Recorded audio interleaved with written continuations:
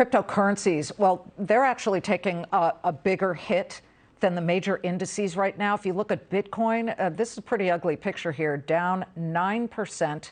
We do have it below 37,000. In fact, we're just about $109 above 36,000. For the moment, we're looking at cryptos across the board falling, but adoption is actually still rising. And when we say adoption, we mean businesses out there who are willing to take it. Gucci busts out with this, strutting the crypto catwalk. The luxury Italian retailer announced today it's going to accept cryptocurrency as a form of payment in select stores in the U.S., starting with sort of a beta test here, right? The brand will accept up to 10 different cryptos, including Bitcoin. Yes, Shiba Inu and Dogecoin's in there too. Gucci says it will convert the crypto into fiat currency. Gucci joins posh fitness club Equinox, who also announced plans to start accepting crypto in its New York City locations through BitPay.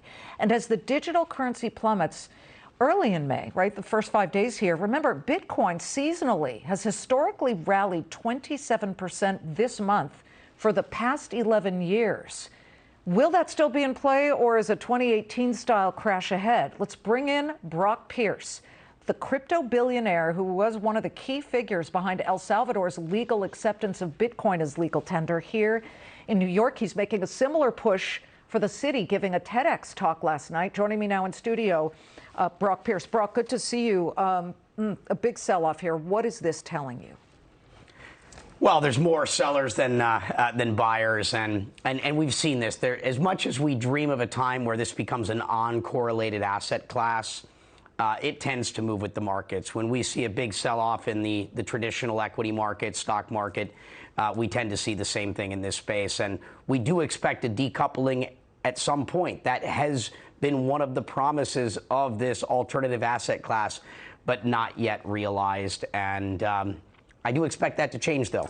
So you're still a believer.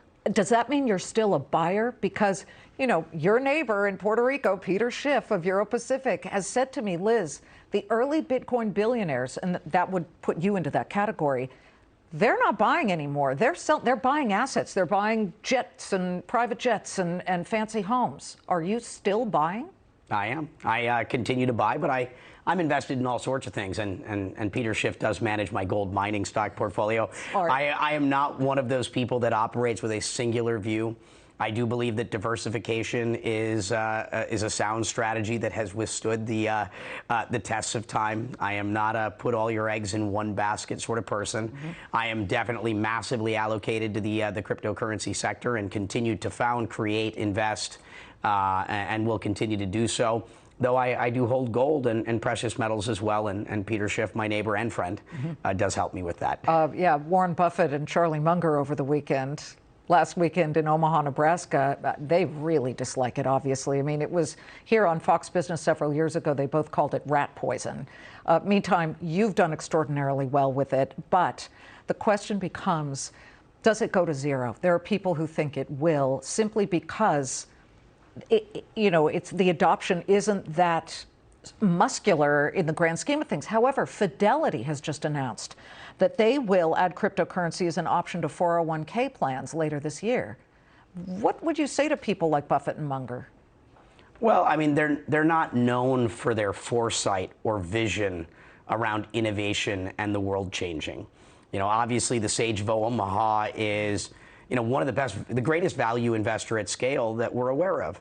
But how does that qualify him to have an opinion about kind of what's happening in this space? I wouldn't go to him for that type of advice. It's not what he's qualified. You know, if you have a heart problem, you go to a cardiologist. If you got something going on with your brain, you go to a neurologist. And Warren Buffett, utmost respect. And I love spending time with people that disagree with me. I think those are where the best conversations occur, which is why I love spending time with my neighbor. But it could go to zero. It's a binary outcome, right? It's either going to go to $1 million of Bitcoin or zeroed. It's going to be one or the other, which is why you shouldn't put everything there. This reminds me a lot of 1999. Right, we're in that phase, and what came out of that? eBay and Amazon and all sorts of interesting businesses came out of the dot-com sort of 1.0 era, and a bunch of it went to zero, and I think that will probably be true of what we see here. That doesn't mean the innovation isn't real, and it's not going to play an important role in our collective future. Brock, before we go, what other cryptos are you buying other than Bitcoin or that you own? Well, a bunch of them. Right now, obviously, the conversation is about Ethereum, and they're upgrading to proof of stake. I famously just made a 9-figure bet on EOS. I converted all of my Block 1 shares into that. That's public. And beyond that, I'm very interested in what's happening within the NFT market. I was a part of the NFT.com purchase and launch, which happened last week. And Panama, their legislative branch of government, just passed its crypto laws last week, and excited for the president to sign that into law as well. Brock Pierce.